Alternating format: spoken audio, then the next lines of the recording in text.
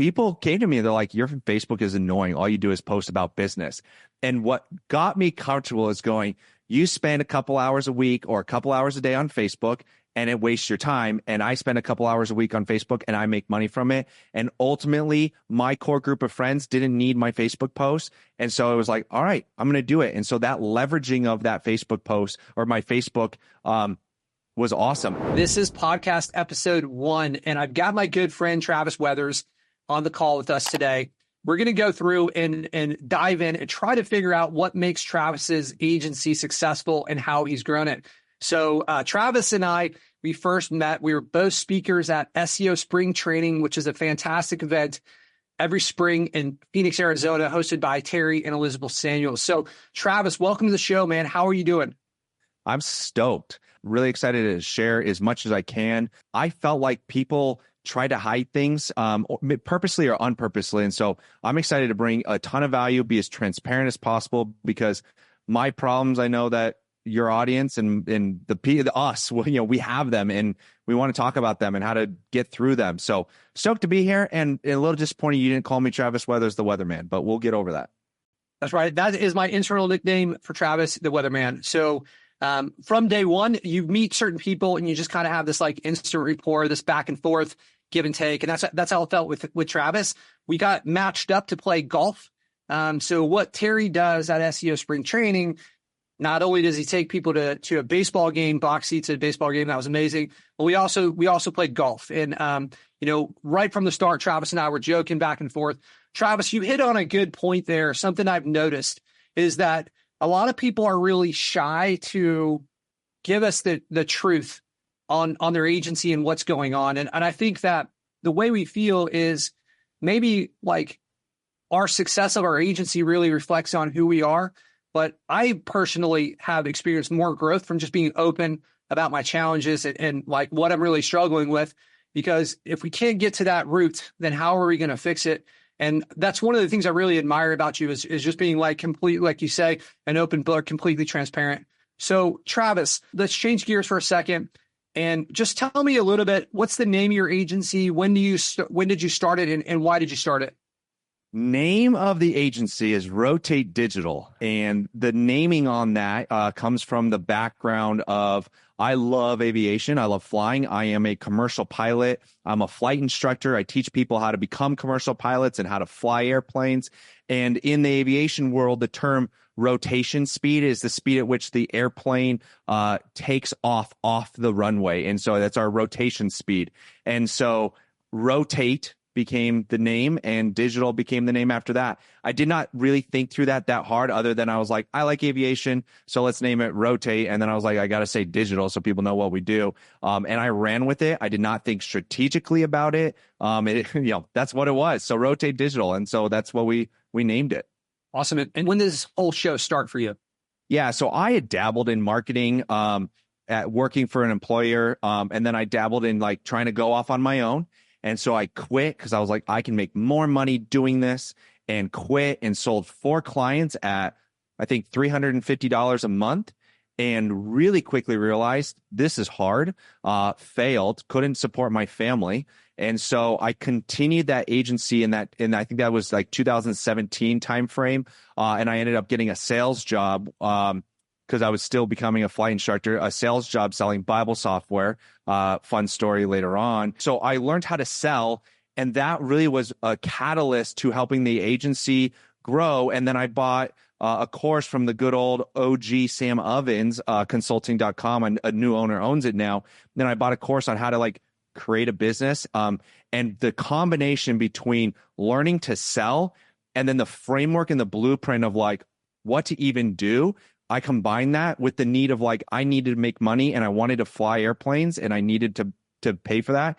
And so I quit my job at selling Bible software. I went to school for flying. And during that time I had to create money. So it was kind of this, like, I tried, I failed, I learned, and I was like, I've got to make this happen. And so I was in a really awesome spot because I didn't need to make a ton of money to get going. I needed to pay for like $6,000 of expenses. And so I basically combine those two. Sam Ovens said jump, I jumped. He said drink LaCroix, I drink LaCroix. And so I followed that process. So the official I bought that course in October of 2018. My very first sell was December of 2018. So I tell people this business really started in 2019. But I think it's good to show people if they're starting too. Like, it took me 3 months to make my first sale, 35 phone calls, or like legit sales calls. So that's when it started. It was around that end of 2018, beginning of 2019, which puts us at about 5 years in the business.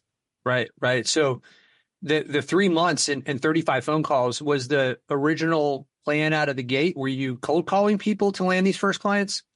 No, the original strategy, which I still think works really well, even though everyone hates it, is you would basically transform your personal Facebook profile, which is, relatively a waste of your time, to make it money for you. And so I transformed my personal profile to be personal, but have business stuff on there, have posts about what I'm doing. And then you would go and add friends that are in your space, right? So you go find a group, try to get in there or add them as friends. And when they became a friend of yours, you would reach out on a direct message and you would not ask them, hi, how are you? They don't care about that. I went straight to the point and said, hi, I'm Travis. I help moving company owners make more money using Google. Do you need help with this? And I started by doing that. I did 10, 15 reach outs a day in new friends. And then, one or two would respond and most of them were no's. And then I get a couple yeses, try to work those conversations. And that's how my first 35 sales calls came into play. I was on Thumbtack for like 6 months too. And I got one deal out of Thumbtack.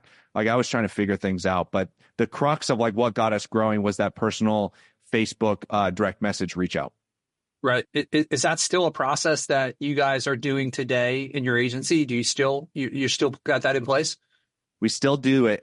We got away from it for many years because, for those of you who have been in the industry for the last 5 years, it was nice, during COVID. It was easy. The money was being made. It was, at least for us too, it was growing. We were growing.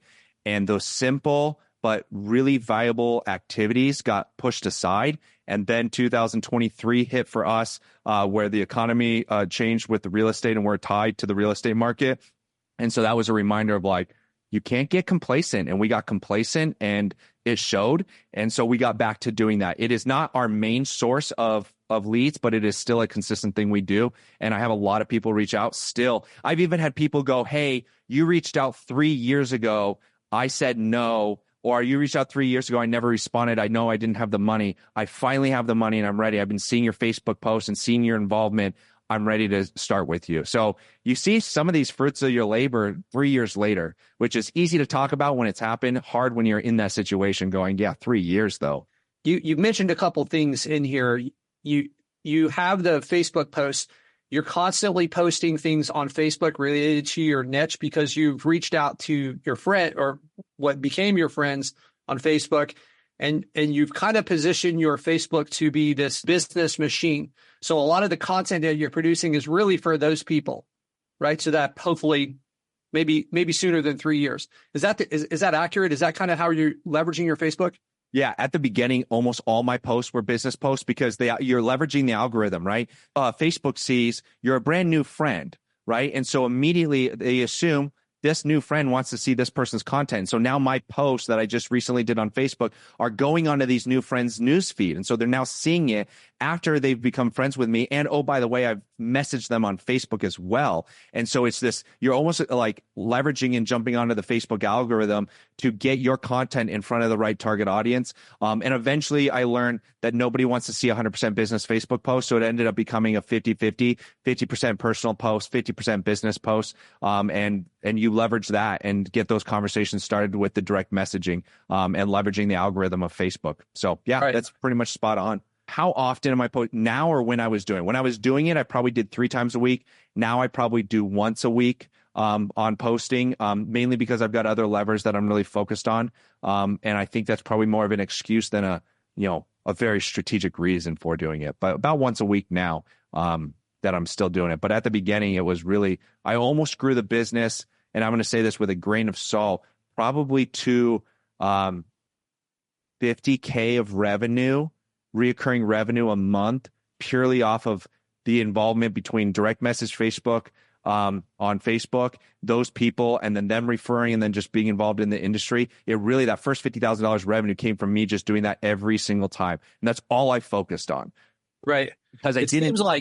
seems like there's always a little bit of a challenge with, so as we build up our pipelines, like really what we want to do is we want to build them up and then try to like pass them off so that we can focus on another pipeline and we don't have to give one up to take on a new one. But with Facebook, it's kind of like there's a little bit of hesitation for some people, I guess, because it can be tied to like our personal stuff as well, right? It's like maybe we've got high school friends or family members on there as well, and we're just turning over the keys to what could be a virtual assistant in another country. And maybe there's some comfortability, which can really hurt our ability to scale that system. Yeah. Oh, I really want to share some stuff on that. So number one, my first knee-jerk reaction when someone told me about like doing this, unbelievably uncomfortable. Like I did not want to do it. I did not want to do it. And at the time, this wasn't a normal thing that you see now. So it was like, this is weird. I don't want to do it. The same thoughts, like I got high school friends on here, whatever. Whatever I did or whatever I did in my mind to make that happen, people came to me. They're like, your Facebook is annoying. All you do is post about business. And what got me comfortable is going, you spend a couple hours a week or a couple hours a day on Facebook and it wastes your time. And I spend a couple hours a week on Facebook and I make money from it. And ultimately, my core group of friends didn't need my Facebook posts. And so it was like, all right, I'm going to do it. And so that leveraging of that Facebook post or my Facebook, was awesome. And I still like, it doesn't change anything. Some people are like, your Facebook posts are annoying. And I just go, yeah, I make money from it. So I keep doing it. And then the other thing I'd say is I always authentically post my own Facebook posts. There was a time where I paid a virtual assistant to log into my Facebook and you go, well, there's some risks there. And I go, yeah, there are. And I was willing to take them. And they did all the adding. I had a system built out. Here's how to do it. Wait 5 minutes, wait another 5 minutes, add another friend, only do 20 a day. When they say yes, then send this first message. They would follow that process. They did that for about 6 months. And that actually worked. The moment someone responded though, I took right over. So I tried eventually after like 6 or 9 months of doing this myself, I had a VA do that initial part that needed just pure logistics and no conversations. And then that first message back, I would jump in from there. And so it's always been authentically me, which has been helpful. So Travis, you had mentioned that you selected moving as your niche. And you also talked about how this, like obviously when interest rates and house purchasing slow down, then moving slows down. How did you decide that moving? That seems like, man, I've moved several times and I'll tell you, the movers are, these aren't people a lot of times I want to hang out with. I'm like, God, this person is just banging my stuff into the wall. They're taking breaks. They're smelly. They're rude. Like I just like, I wouldn't want to be like, and I don't mean to cast that net all over. I've just had a number of bad experiences. An industry that maybe doesn't have like the best reputation necessarily, right? Mm-hmm. Right. You chose this and you've done very well with it. I'm just wondering, like, how did you pick that and why? Yeah. So if any of my clients are listening, you are beautiful people. Don't listen to Patrick. No. So this probably won't be as helpful, but it was kind of random, to be honest. So I had a buddy of mine who, when I was dabbling with this, owned a moving company, and we did whatever we did. I couldn't even tell you what we did. And he's like, dude, this was so helpful. Like what you're doing is transforming my business. I was going to shut it down. And like, I'm thinking of like sticking to this. By the way, that client is still with us 9 years later. But I was told to pick a niche and I needed to pick a niche. And so I chose the moving industry by luck and randomness. I did not have a great feeling about it. I got on a consulting call with Sam Ovens and he goes, are you passionate about the moving industry? And I said, no. And he said, choose a different industry. What I've learned from that is I became passionate about business.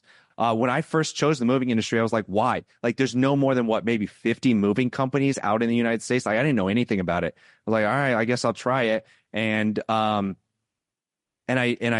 went for it against all advice. Here's the things I can say about it. Number one, way more than 50 moving companies in the United States of America.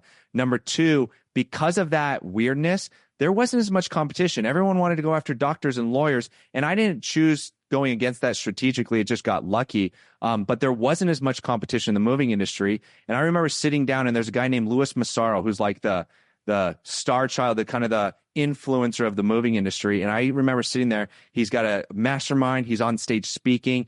And I'm like, I will never be anywhere like that because I've never owned a moving industry.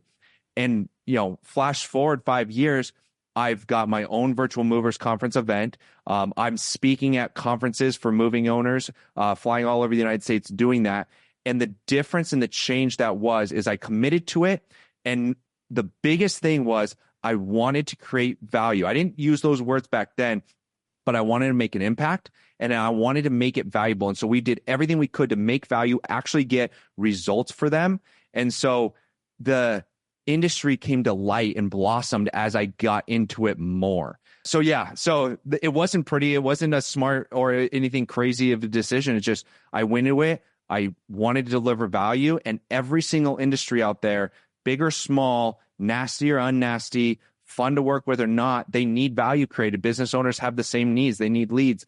And I just worked really, really, really hard to do that. And so like today, I'd say we're probably one of the biggest, if not the biggest agency that only focuses on moving companies out there. And when I started, we were not. And there are other companies way bigger than us. And I think it's a result of the full devotion to how do we create value for moving owners and not steering away from that and diving into that and leaning into that day after day, meeting after meeting, year after year. Yeah, this makes a lot of sense. And it was one of the things I noticed in my agency when we stopped focusing so much on our numbers and really started focusing on the client's results.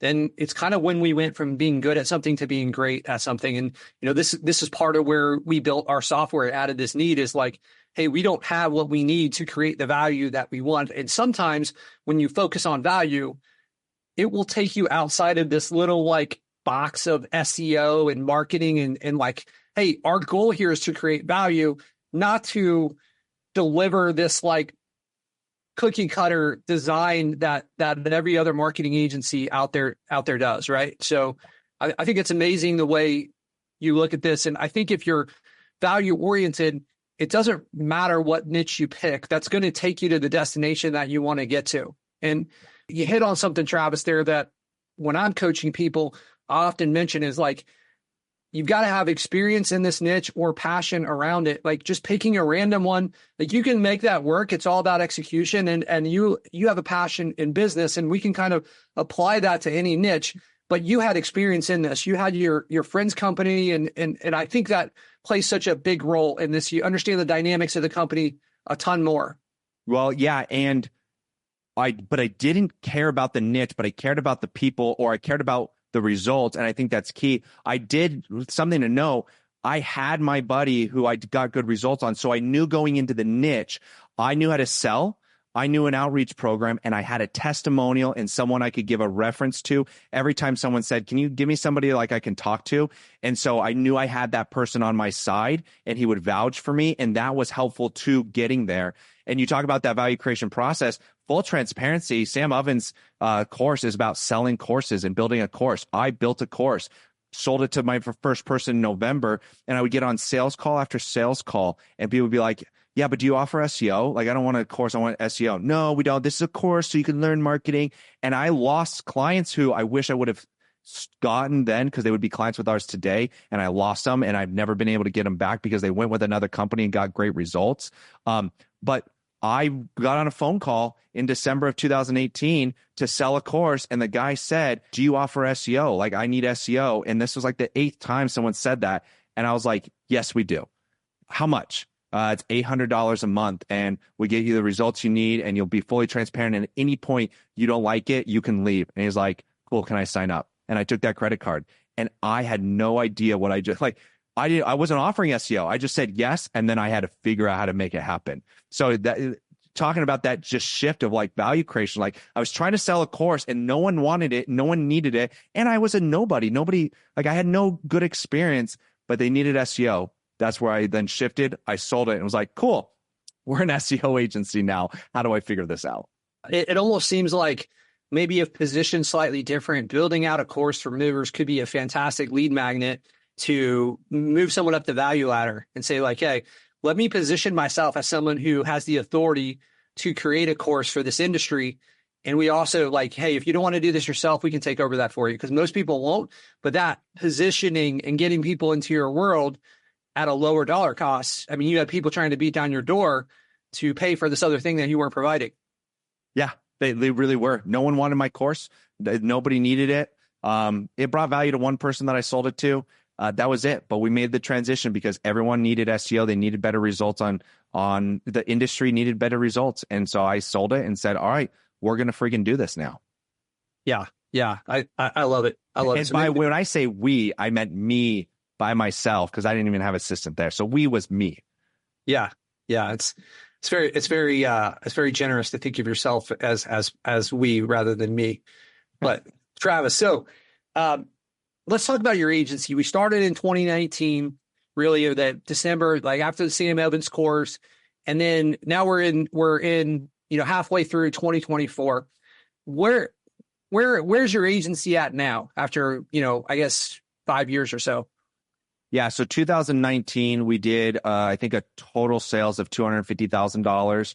So we were, it took a year to, build up to about $250,000 of sales. The next year in 2020, we doubled that to $500,000 of sales. And 2020, the movie industry did explode. So I kind of rode that wave. And so you talk about choosing an industry. I think every industry needs help and has value to create. Some might be a little faster and easier. Like I think there was a part of it that the economy made it better, but I don't think it would have been the end all be all if it wasn't the kind of the uproaring, straight, to the right economy. But so in 2020, we doubled, we did $500,000 in sales. 2021, we did another doubling, did $1 million in sales. 2022,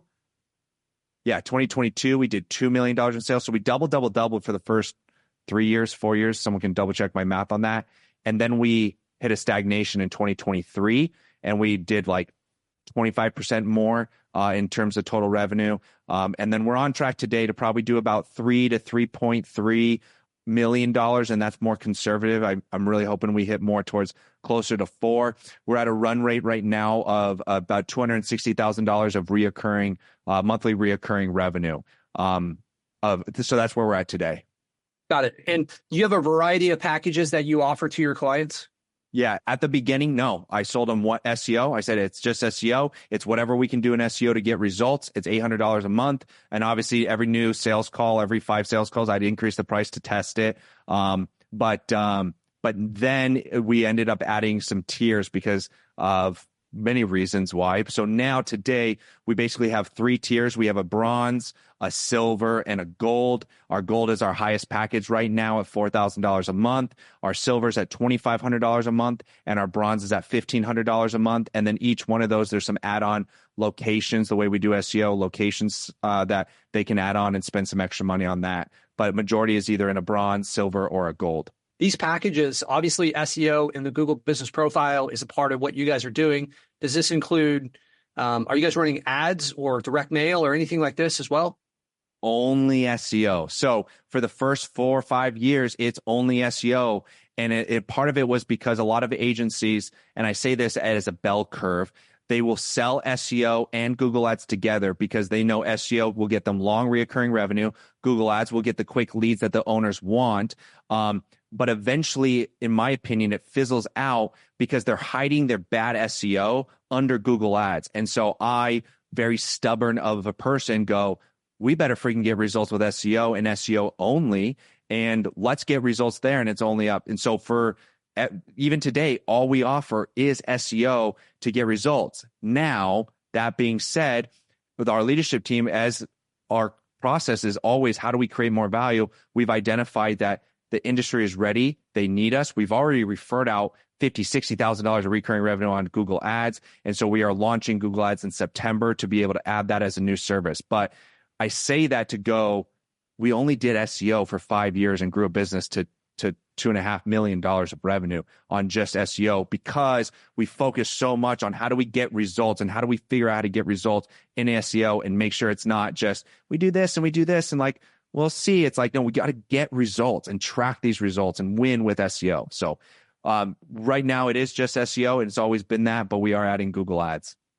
Travis, do you find, I find in my agency with the SEO clients, there's like, it's almost like they come in as this like really fragile baby where you haven't really proven yourself. And for the first few months, this is where we lose our clients a lot. That is what we find. And we put in ads in there, and that can help us where we can give them some business now while we get the SEO in place. And I'm just curious, like, is this what's going on in your agency? And what have you put in place to help deal with this so that you don't lose the clients while we have time to put the SEO in place, especially for the tougher markets? So everything at the beginning, everything we did was making sure it aligned with the business owner. And so even down to our reports, we would show them the reports of the data, but we'd be heavily like talking to them, like, what about the sales? How are you tracking sales? To a point where we started requiring everyone to give us either view access or reports on their sales, because we want to see their Google channel increase in sales. Because at the end of the day, we can talk about how amazing SEO is, and we can talk about all the amazing things that can happen from it. But if they can't translate and see themselves the clarity from SEO to sales, we will lose them as a customer. And I'm not saying we're perfect at that, but everything I did, especially like at the beginning, it was like everything had to make sure the business owner understood the value that we're creating and tracking that towards sales. And so down to our reports were like, compared to like what agency analytics could look like, they were garbage in the look of it, but they were spot on in terms of what the client wanted to see when it came to SEO, and just very clear, like, here's your views, here's your, calls, here is your, search terms that are bringing your company up. And, oh, by the way, are you seeing some more calls? Yeah, man, I am. Great. That's attributed to this. And we're trying to make that connection every time we talk to a client. So I don't think I answered your question, but I went in a roundabout way of answering that. Yeah. Do you feel like let me kind of like zone in on this a little more. Do you find that you lose more clients in those first few months than you do after that? Like, once you've had a real opportunity for the SEO to take hold, can be a lot easier to keep that client than the first 3 months. Do you find that true in your agency? No. So I would say the answer is no on that, because we don't. One of the things because I sold myself for many years, and then when I hired my first salesperson, I made it abundantly clear. It is a pain, a disaster, and most of the time we lose money if we're selling dreams, selling hot to a needy business owner who is making an investment in SEO because they can't afford their next month, or if things don't turn around in 2 months or less, it's over. So I say particular, it was just this motive of like, they've got to understand. At the beginning, we didn't even have contracts, but we said, I need you to have a mindset of 12 months. In the first 3 months, the only thing you're going to see is the data, the SERP results, data going in the right direction, showing that what we're doing is taking place and getting a good hit from Google. In months 3 to 6 to 7 is when you're going to start seeing the sales call come in. You're going to start seeing that return. You're going to start seeing the sales increase. And then I would tell them from that month 8 to 12, that's when you're starting to see the ROI hit. You're starting to see that this was a good investment, and you're starting to then be able to justify, man, I'm making money, more money than I've ever been. And so I worked so hard to get somebody to see themselves a year from now going, hey, because summer season is like a big season in the moving industry. Hey, this summer you're doing this. What would it look like if you invested $1,000 into SEO a month over the next 12 months and you doubled your sales in 12 months from now? Would that be worth it for you just for that? And I'd get them to really see that 12 months so that we could get them through those first 6 months and prove it. And a lot of times they get results in 6 months, but we were always trying to prove year over year. Hey, what did you do in October year over year last year compared to this year? And tracking towards that. So I'd say the answer is no. We end up losing people at the 6-month mark when we had no contracts. And then obviously at the 12-month mark when they decided they didn't see results. I would say the answer is no, because we really had to get them to see the vision of a year from now and show them like $1,000 a month in SEO, and you double your sales in 1 month next year. It pays for all of your SEO and you make money from it in 1 month. Oh, by the way, what if in 6 months now you got a 50% increase in your Google sales? Like now you're making a return on investment way sooner. So we were always looking at the return on the investment for the consumer and trying to get them to see that. That's fantastic. So it's you've done a better job at setting the expectations. And I felt there's been many times where I've been on a sales call and I've had the opportunity to close the person at the time. And I almost like, if somebody who didn't care about delivering on what we sold was looking over my shoulder, they would think I was shooting myself in the foot, because I'm like, I want to make sure the expectations are there. So they'll ask a question like, hey, so I'm not going to see any results in the first 3 months. And like, well, there's going to be results, but the results aren't going to be in the form of leads until we had enough time to like push this stuff. So what I'm hearing from you is that you guys are really kind of future pacing these people so that they understand that the investment, don't expect it in the first 3 months, but maybe in the first like 3 to 6, 7 months, it's going to start to hit. But really, this is a long-term investment. And by kind of positioning that from the beginning, hey, maybe we lose some sales up front because some people can't stomach that, but we're probably reducing our churn on the back end because we've set the expectations, and we're going to have happier clients when it goes according to what we've installed. You know, like, hey, this is what you can expect. Yeah. I would agree with that. Is we're really having to get them on board. Not that we didn't sell people and they left in 3 months. It wasn't as consistent. And to put it in perspective on where it gets hard, especially for you guys who are listening right now and you're going, okay, put it in perspective. I'll just talk about one. I know one guy who sold SEO. He sold it hot. He sold the dream. He sold anybody he could, and he grew his business faster than me and made more profit than me in like 2 years. And it was hard because I was like, man, I know we do better than you, and yet I'm not keeping up with you. The guy ended up selling his business, not for that much. And part of why he sold the business and not for that much, like when I say not much, I mean, to me, it's like not even worth all the effort you put into it, is because it was a freaking nightmare because you were just selling the dream. People had high expectations and it was a disaster, where for me, we were a lot more consistent and steady, not crazy growth, not selling everybody. But those clients ended up lasting longer. We had a better reputation within the industry, where that other company didn't have the greatest reputation in the industry, especially when it came to SEO. So it's easy, again, for me to talk about here and share all this, but it was hard at the time to be like, I'm not making as much money as this guy. He's doing something better. He's selling more people.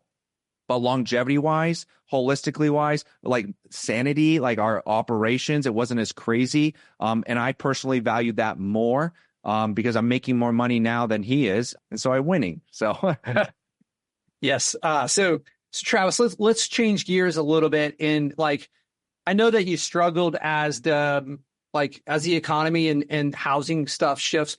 What were some other spots within your agency as you were growing where you kind of hit a plateau and then you had to make an adjustment? You know, I always say that there's a new devil into every level, and we've got to learn a new skill set to get to the next level, right? Where do you see those? Maybe you can mention it from an MRR perspective, or like maybe it's an operations issue, but how can we quantify it and say like, hey, it happened at this point and then I had to do this? Yeah. Woo. There's so many. I think there's a lot of lessons in there, and I'll share like 4 or 5 just different stories, and I'll try to keep them in chronological order. But the first year and a half, I had a lot of fun. I was selling. Part of the fun was I did not know SEO. I knew how to sell SEO and I knew how to sell it right, but I did not know how to execute it. So when I hired people, and the first person I hired, it was very much like, do whatever you can to get results for this client. You need to have a passion for getting results. I won't know what you're doing. Get results at all costs almost, because I need to learn and we need to win for these clients, because brand wise, longevity wise, I know if we could win here at the beginning, we would get more and more brand authority and reputation. And so that first year and a half, it was just all about selling and then just managing fires and operations and building the right things.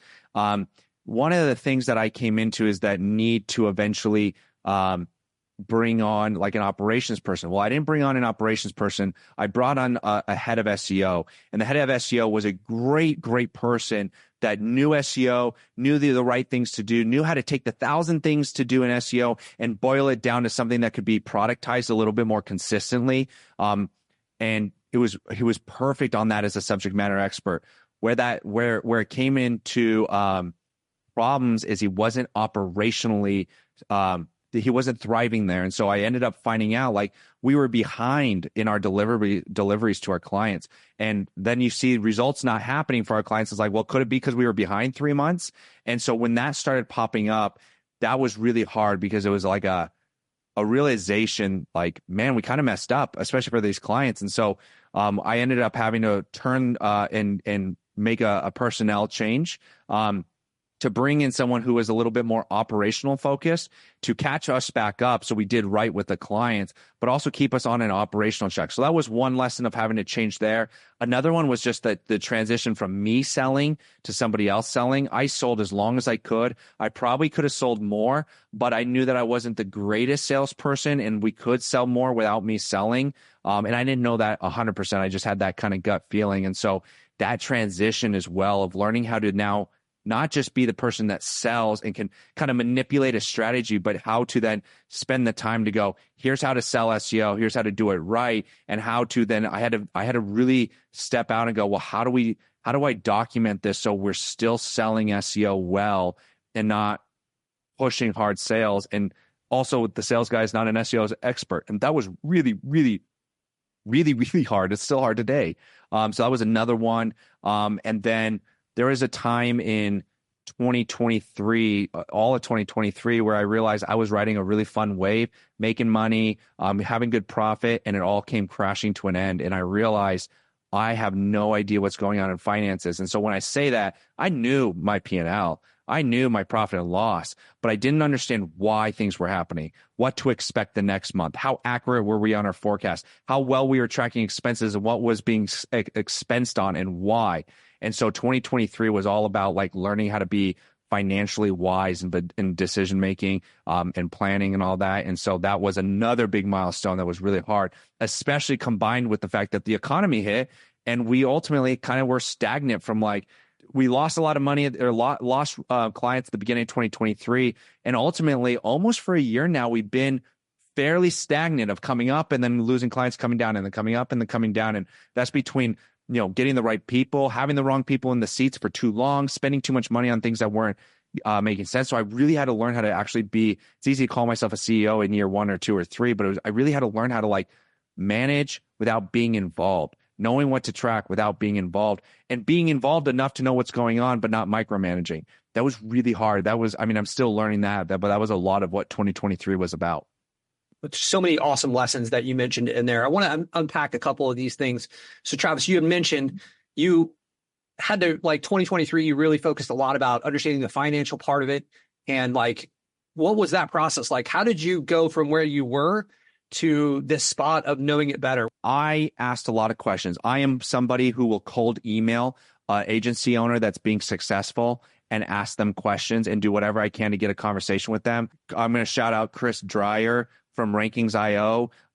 He's secretly like a mentor of mine, and I look up to him and what he does. I cold outreached him, and I told him I'm willing to fly out to you just to learn a little bit from you. But had a couple of emails back and forth with him of just like, how do you track your P&L? How are you tracking cost of goods sold? What is your cost of goods sold? And he was very, very generous to kind of open that up and share that with me. So just starting to ask a bunch of questions to agency owners on what they're doing, what they're tracking. That was a beginning process. And then starting to put in the procedures that nobody really liked of like, all right, when you go and now buy this for a client, buy this backlink, you have to record it in this way. So I know how to track it and we know how to bring it to the P&L. During that same time, we had to go find they call him a fractional CFO. I struggle personally with most fractional CFOs because they're not fractional CFOs. They're just really intelligent bookkeepers. And I don't mean that to be hard on them. It's just to have a CFO and what they do in a business is not what they offer. But I hired a really great bookkeeper, fractional CFO that could help me create dashboards, create these systems, really understand the numbers, and create Google Sheets to help me have better forecasting. And then the other thing, I read a book by, I forget the guy's name, but it's called Simple Numbers.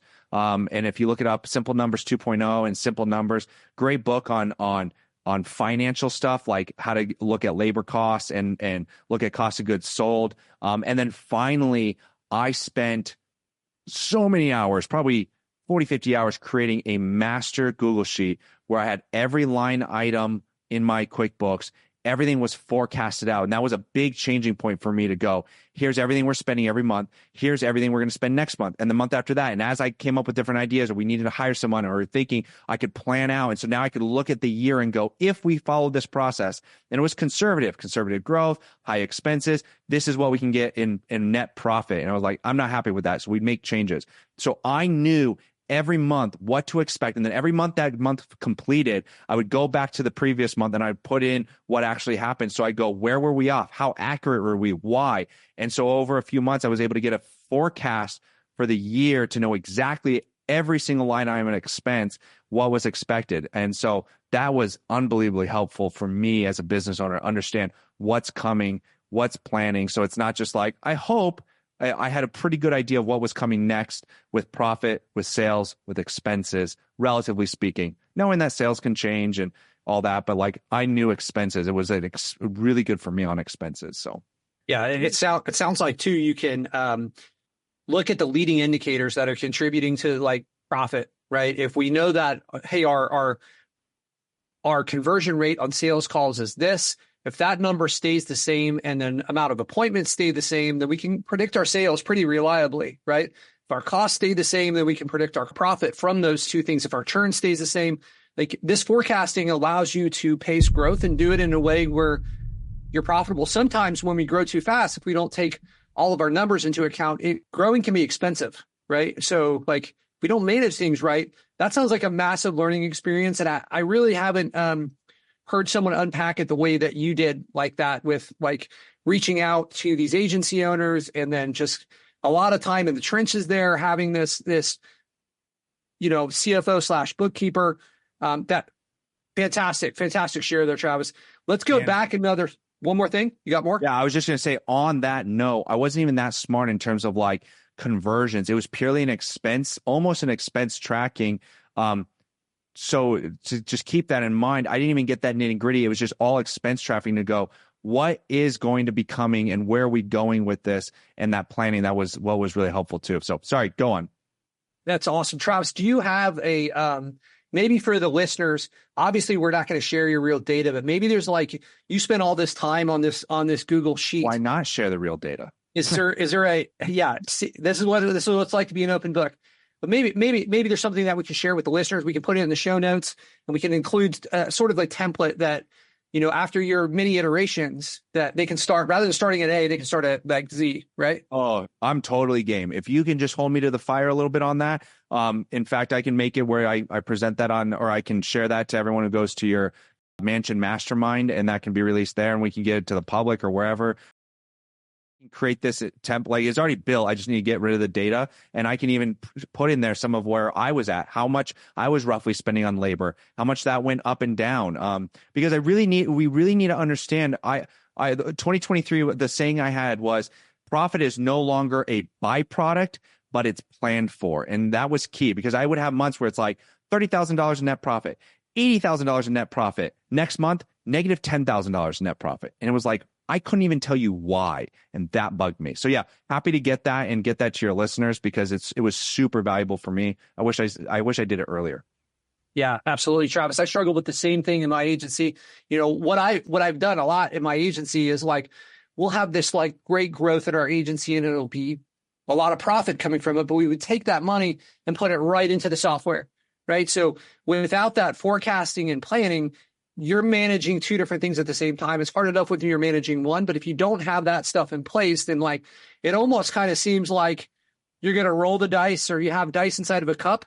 And at the end of the month, you're going to look and lift that cup up and see what's left. Like that's no way to run a business. That's not how big businesses run. I've heard of like these $billion businesses that forecast things down to a penny, right? Yeah. There's this, one of my business partners, Chris Moore, always says this is the biggest company knows their numbers the best. And if you kind of combine that with success leaves clues, if you don't know your numbers, then like, hey, this is the gap that you need to fix. And there may be more than one gap. Maybe there's 10 gaps, but that's one of them that you'll need to eliminate if you want to become this bigger company. You've got to know your numbers. You got to be able to plan based on things, and you got to adjust based on what you're doing. And how do you know whether it's successful or not? Yep. What if when you bring on a client of type A, you actually lose money, but you bring on more clients of type B and C, and that offsets A? Maybe you should get rid of A and the profit will increase, but you won't know that if you don't know your numbers, right? So excellent share. So Travis, you had mentioned that kind of felt the emotion as you were going through it, as you were passing the torch in sales, right? This is a hard thing. And I think that I've seen a lot of founders, they they seem to have better sales, right? I kind of view agency founders falling into three boxes, right? There's number one that seems like they're great at sales, but they're operationally, they struggle. And if they can find the operations person, then this agency can really flourish. And then there's the reverse of that, where it's like, these guys are fantastic with SEO, but they don't have the sales, they don't have pipelines. So like that agency also struggles to grow because they're the opposite. And there are these third ones that these divergents that kind of have this ability to do both sales and operations. And that's a small little sliver. So I think the biggest one, entrepreneurs seem like they are, if you're in the EOS system, this like visionary, and the visionaries are going to tend to be better at sales and big picture items. So entrepreneurs tend to be visionaries more often. The people that are visionaries are better at sales. So this is a very common thing that people struggle with. And I'm wondering, how did you do this? How did you pass that torch? Let's go back to, how did you find somebody? Like, who was this first person? And maybe you had to go through a couple people. And then like, as you did it, you had a training. You had mentioned that you were going through and you were kind of documenting. And then there's probably some things I know from you that you're very focused on, the most important number. So there's probably a number that's associated with your salesperson. So what are you tracking to ensure that these people are hitting the expectations that you have?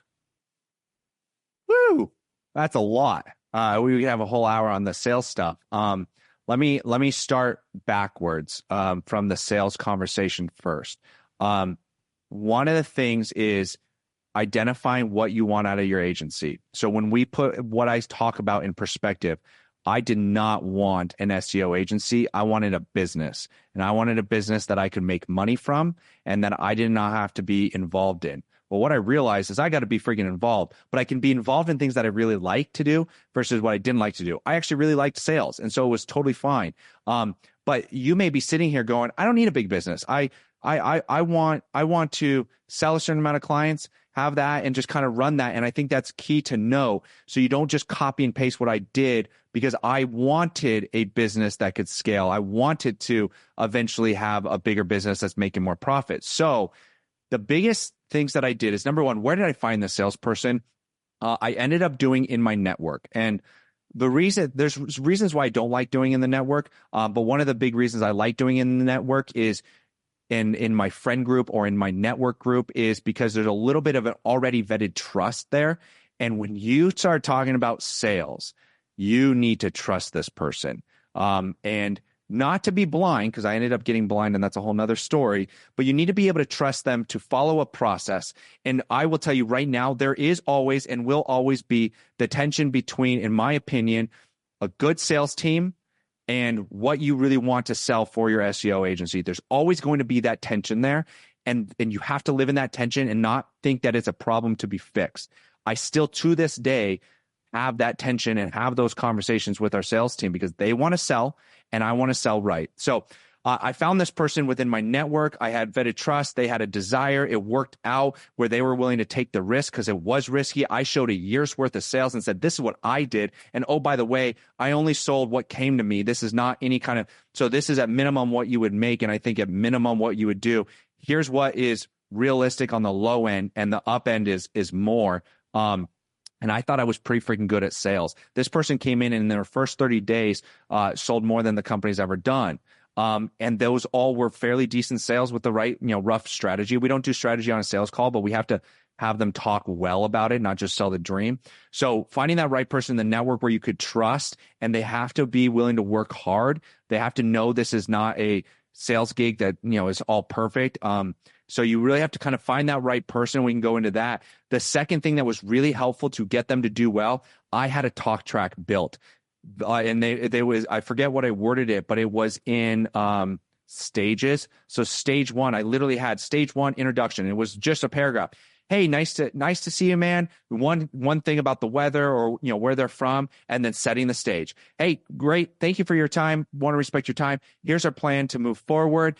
Here's what to expect. Is that all good with you? Yep, you get their buy-in. And there's reasons we had it. Then I'd have stage two, what they're asking. Stage three, all the questions that they could choose from to ask to identify how to bridge the gap. So I had a good sales talk track that person, a good salesperson, can take, learn from, and then leverage on their own to get more sales. To me, that was one of the biggest key things that made that successful, is having that sales talk track, because then it was just teaching them about how SEO worked, what to say, what not to say, not the framework in which that sales call happens. And so that was the biggest success factor I think I had, is I spent a lot of time creating a very clean talk track, not a script, but just questions in each stage and things they need to go identify and get in each stage to get through that. The right person, the right salesperson, it will come very natural to them, and they will leverage that, and they won't hold that and grasp onto it as their only saving grace. But that, I think, helped so much, is finding that person you trusted that was hungry, and then also having that sales talk track. So, Travis, can you give us, some rough outline on what you would recommend from structuring compensation for a salesperson in an agency? Like, how do you do that? I imagine there's probably like a base plus commission. Yeah. I've been told in the industry you can find commission only salespeople. Those are the best because they earn their wage. I disagree with it personally. I think the really good salespeople, they need a base. They need to have that. And so we always did a base, and I knew that was more of a risk on our end, just like they're taking a risk. In terms of commission, it's had its iterations. The original commission structure was, depending on the package, they would just get a paid out sum 30 days later of that. So I think they were getting $1,000 for every new reoccurring revenue that was sold. That was $2,000. I think at the time our price point was $2,000. So they get $1,000. So what I don't like about that is it's upfront risk. And the second thing I don't like about that is scalable. So if you're going to start today and you go, how do I put together a commission structure? Think about, can I scale this to $10, $15 million? If the answer is yes, I think you've got a good commission structure. Mine was not scalable, and it came into its problems later on when we were paying out too much money. Clients would leave, but I already paid out commission. And I had a good sales guy at the time. It was good on that, where it's like, all right, well, that wasn't good, so I wouldn't pay him. We had that written down. But think about the commission structure as it needs to be scalable, and you need to be able to scale that. There needs to be some kind of incentive. I have a clawback clause in ours to basically go, hey, if they leave in 90 days, you don't get paid. We will hold that commission from you. They'll get the commission, but we'll hold back any other future commissions and payouts. And the reason why I like that is because then it aligns the sales team to sell the right type of people, because a 30-day commission, they go, they just need to make 30 days and they're good. No. They need to get through 90 days. They need to get through that, because then that means they are the right or more likely to be a right fit. So think about commission being scalable, making sure there's some kind of clawback to make sure that you protect the selling of the right type of client, and then try to get it where it maps to your success of your business as you grow. So I ended up creating this commission structure based off of profitable revenue that we get from that MRR, and what reasonably we had statistically. I knew statistically if we could have the client stay for 4 months, and we pay out commission, and we do all our deliverables, that we would still be profitable. But where if that client left at 4 months, which would be sad, but if they left, we would still have profit, and it was still worth that risk. And so you have to look at that profitable revenue that you get from a reoccurring payment and look at that. So I don't think I gave the most specific answer, but I think those are some things to be considering in terms of wisdom of going, it's got to help the business succeed and still be profitable. It's got to be scalable, and it's got to incentivize them to sell the right type of clients as well. Yeah, it gives you a strong framework on what to consider, and you can tell the adjustments that you made. So this type of like what works for you may not be ideal for everyone else, but having the framework around it so that we can make the adjustments and kind of the mindset behind it, I think it is the key here. So the final segment I want to jump into here is really like, if we talked about the ways people find themselves into Rotate Digital, you had mentioned that there's like some Facebook, and I'd love to hear, what are the different pipelines that you have that are feeding your business, and which ones have been the most successful for you over time? Stage-wise, I had grown organically through that DM Facebook outreach. That was our biggest revenue generator in like the first stage. Then I ended up launching paid advertising. I think we were doing about $100,000 of reoccurring revenue when I launched Facebook paid advertising. And I regret waiting that long, because Facebook ads did really, really well, getting to our target audience really fast. but I also think it did well because we already started having a name and a reputation in the industry. So it expedited it really nicely, where maybe if I started earlier, it wouldn't have paid off as well. And so Facebook ads really helped us kind of get a little bit more consistency in our leads and people knowing that we exist and what we do. So we have the organic of the Facebook direct DM reach out. Then it became Facebook paid advertising. And then as we grew and started doing great results, we started getting this kind of people being referred to. My biggest, easily biggest revenues still to this day is I'm in a couple Facebook groups that I got in. I did not post. I did not be spammy. I very rarely engaged. I was almost quiet for a little bit while I was adding all these people as friends. That Facebook group makes us revenue almost every single month. And so being in a good Facebook group is really helpful. It's hard to get in as a vendor, but you can get away with it. You can reach out to the admins and all that good jazz, even offer to pay them to be in there and tell them you're not going to be involved. You just want to be and see the industry. So there's ways to get in, tactics.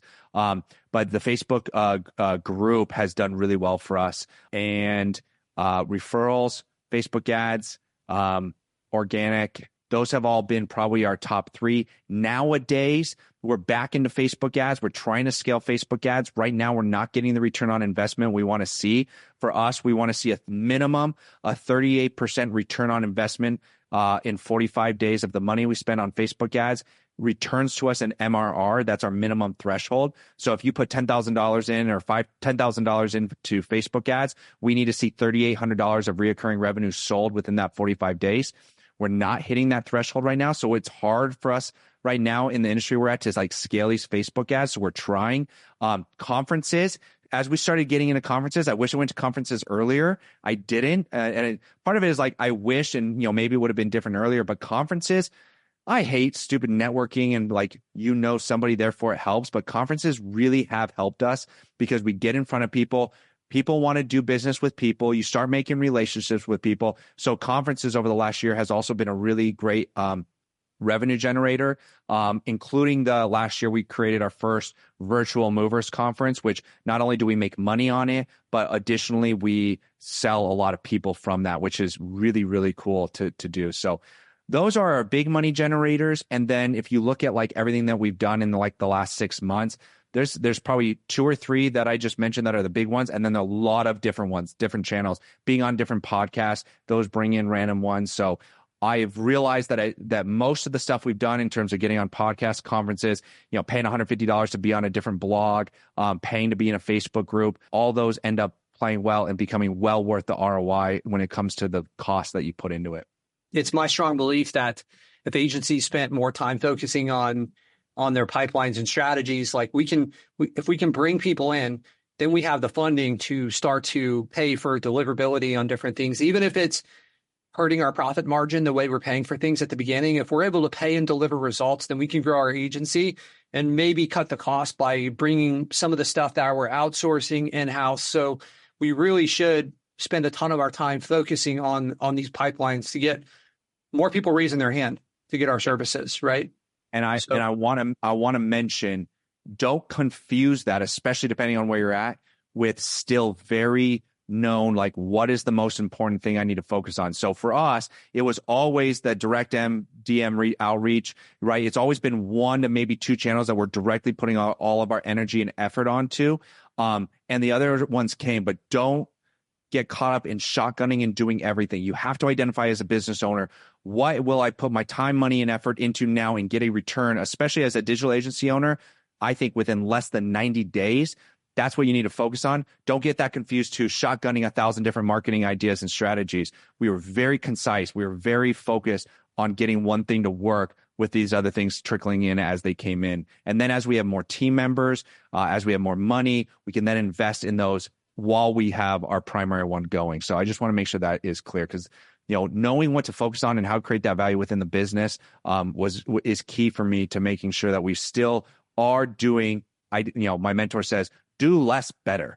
I want to do less better, less marketing strategies, better, less XYZ, but better. So it's really about like mastering one of these before you start to move on to another one, right? Being really good at one. Like you can get to a 7-figure agency if you have one channel that's like, you can get way beyond a 7-figure agency if you have one channel, one pipeline really dialed in. Yeah, I would even use the word not mastering, but leveraging. We weren't mastering Facebook ads, but we were able to leverage it in a way that we got the return that we needed to continue that. And I didn't need to spend any more time on that. And I could focus on the other things that I need to leverage. Would I have done better on Facebook ads at the beginning? Probably, but I was able to leverage it to where I needed to get to the next step in my business, whatever that was, whether it was operations or another marketing or more time on sales or whatever, or not having to worry about that. So leveraging these channels to what you need to get out of them. Right. Absolutely. It's like Hormozi has a fantastic saying that always stuck with me. It's just like, and it's hard to be broke when leads are beaten down your door. Right. And if you focus on creating those, then a lot of this other stuff can fill itself in. So Travis, I know we've been on here, for a little over an hour. And I just want to say thank you for coming on this call and sharing all this stuff. This has been an amazing conversation. There's so many gold nuggets in here, things that I want to consider and unpack for my agency and see like, hey, is there better ways for us to be doing this based on what we learned from Travis? So Travis, I just want to say thank you so much for sharing with us and being so open with everything. Oh, it's my pleasure. I appreciate you doing this. I wish I had more of these, so I hope this becomes valuable. If this is valuable to you guys, I really would ask that you reach out to Patrick and tell him that it's valuable. You can find me on Instagram at Travis Weathers and, give me an encouragement there, because this stuff is hard lessons learned. And, if we can help, and if Patrick through your podcast can help cut those shortcuts, oh my gosh, how amazing that is for you guys as listening to be able to shortcut some of these things that, some of these things I learned after spending $65,000 a year on a consultant, and it's like, well, here's my golden nugget after 65K. Here you go. So I appreciate you having me on, and I appreciate, you listening and asking great questions. I'm like you. I wish I had this type of thing to listen to when I was trying to build my agency and figure things out, because man, I feel like I made so many mistakes and follies along the way. And fortunately, I learned from it. But had I heard conversations like this, I think a lot of them could have been avoided. And really, that's the whole purpose of this podcast, is to try to pull some of this stuff out of successful agency owners and help you guys have that shortcut, like Travis mentioned, to get there faster. So yeah, that's fantastic. And that's exactly what we're trying to do with this podcast. So Travis, as always, man, it's a pleasure talking with you, learning from you, and shooting the shit about agency life and business. So appreciate it. Yeah. Appreciate you, man. Thanks for having me on. Glad to be here.